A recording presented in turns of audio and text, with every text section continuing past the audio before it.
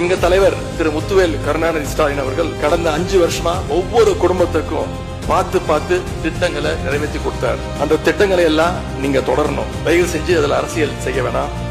ஏன்னா இந்த மாசம் 15ஆம் தேதி கலைஞர் மகளிர் உரிமை தொகை 1,31,00,000 தாய்மார்கள் காத்துக்கிட்டு இருக்கிறாங்க. 1000 ரூபாய் வருமா அப்படின்னு காத்துக்கிட்டு இருக்கிறாங்க. அதே மாதிரி புதுமை பெண் திட்டம், தமிழ் புதுவன் திட்டங்கள்ல காலேஜ் போற ஸ்டூடெண்ட்ஸ் அவங்களுக்கு வர மாசம் வர கல்வி ஊக்கத்தொகை 7ஆம் தேதி கொடுத்துருக்கணும். இது வரைக்கும் வரல. அவங்களும் காத்துக்கிட்டு இருக்கிறாங்க.